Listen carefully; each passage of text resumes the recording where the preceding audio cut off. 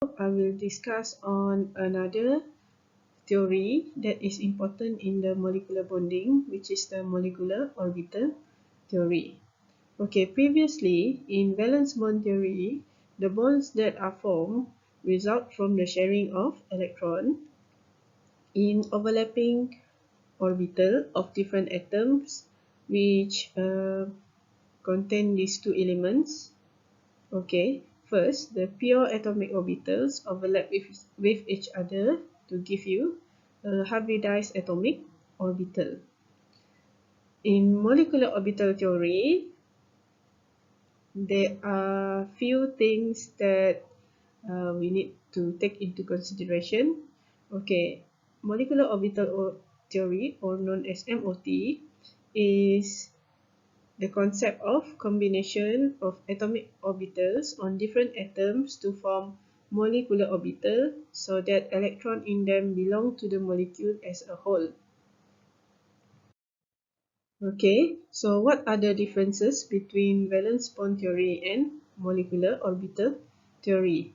So valence bond theory, they are discretely attractive and they leads itself well to visualization, meaning from valence bond theory we can see the Lewis structure where you can see the image, you can see how many electrons in the molecule. Okay, with molecular orbital theory, MOT, it describes a better electron cloud distribution, bond energy, and also magnetic properties. However, the results are not easy to visualize compared to the VBT. However, the advantages of MO theory is that it is able to explain the paramagnetism of oxygen, which in result gave it credibility as a major theory of chemical bonding. Okay, if you look at the diagram here, this is a representation of molecular orbital theory where you can explain the paramagnetism. If you look at the valence bond theory here, there is no way from this figure or image you can see that this oxygen molecule is actually a paramagnetic molecule. But using the concept of molecular orbital theory, you know that when we draw the orbital diagram, we can see that there are two electron pair here, which means this molecule show paramagnetism. Okay, so in molecular orbital, we depends on the concept of electron wave function. So in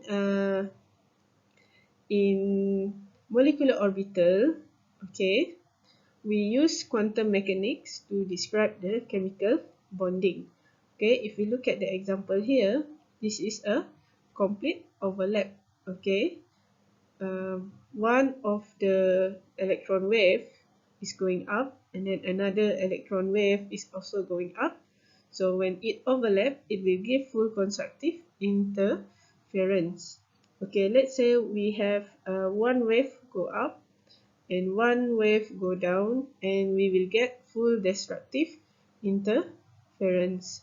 Okay, we can also get a partial overlap phenomenon where they are partially overlapped. So if both are up, it will give us a partial constructive interference, and if the wave one go up and one go down, it will give us partial destructive interference. Okay, for example, if we have a hydrogen molecule, okay, this is the energy level. We can have the lower energy and also the higher energy. Lower energy means that one s of the hydrogen atom overlapping with another one s from another hydrogen atom. So both of these are positive interference. So when they overlap, they can give higher electron probability. Okay, now The higher energy is when we have one positive interference and one negative interference, and when they try to overlap, they cannot overlap because the sign is different. However, they will form what we call as anti-bonding orbital, which has nodal plane in the middle. Okay, this is what we call as anti-bonding region. Okay, nodal plane means a plane where zero probability of electron found. Meaning you will not find any electron in the nodal plane. Okay, for example, if we have a molecular orbital of hydrogen. Okay, for hydrogen, we only have one s and one s. This is atomic orbital of one hydrogen, and this is another atomic orbital of one hydrogen. So in the middle here is molecular orbital of H2 gas. Yeah.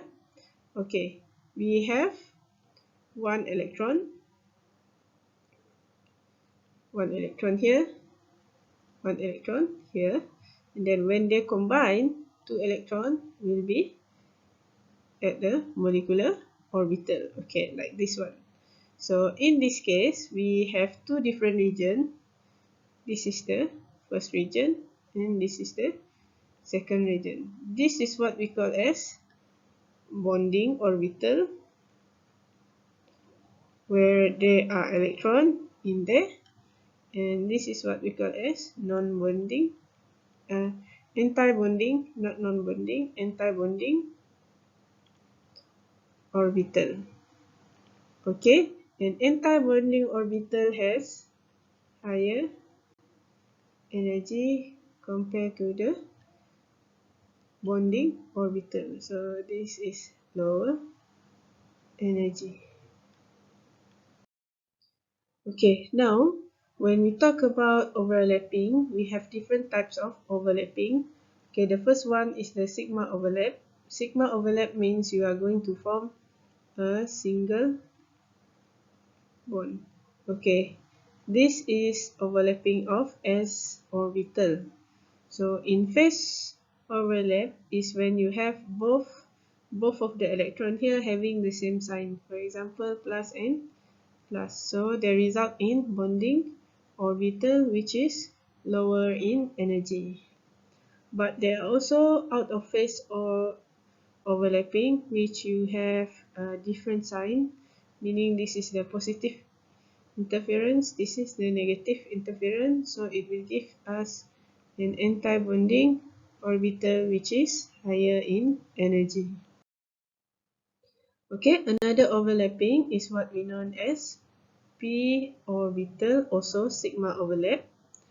Okay, in sigma overlap is when you have s orbital overlap with p like this, meaning it is head to head overlapping.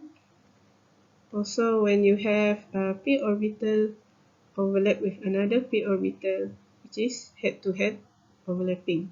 So head to head overlapping also has two types of overlapping. The first one is the in phase overlapping, where you have two overlap, and then in the middle it will give you a bonding orbital, and it is lower energy. Okay, for out of phase, so what you will get is anti-bonding region, where this is plus, one is plus and one is minus, so it cannot overlap. That's why it gives you anti-bonding orbital, and it is higher in energy. Okay, there is another overlapping that involves p orbital is pi overlap. Pi overlap happen when you have side to side overlapping. Side to side overlapping. So in this case, if we look at in phase overlapping, okay, these two can overlap with each other plus and plus and minus. So they will overlap side to side and they will create a dumbbell, a bigger dumbbell, which is lower energy, or this is what we call as bonding orbital. Okay, for out of phase, because the sign is not the same, so they cannot overlap. So in turns they will form this flower-like orbital, and this is what we call as anti-bonding orbital, which is higher in energy. Okay, the last types of overlapping is delta bond overlapping. So delta overlap will involve 4 lobes of each overlapping atomic orbital, thus produce 2 nodes each of which contain the internuclear axis. And normally this delta bond type is important in the transition metal because transition metal has d orbital in their bonding. Okay, that is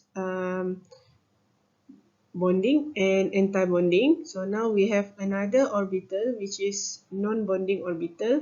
So non-bonding orbital is a molecular orbital for which the addition or removal of an electron does not change the energy of the molecule. And it does not have any orbital to combine with, and it may represent lone pair electron. Okay, previously when we look at bonding orbital, for example,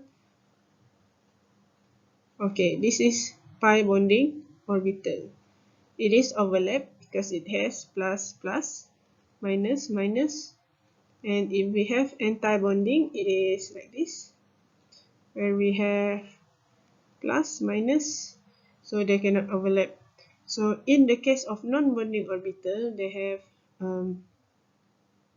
plus, nothing here in the middle, and then this is minus. So it does not have any orbital to overlap with, so it creates what we call as a non-bonding molecular orbital.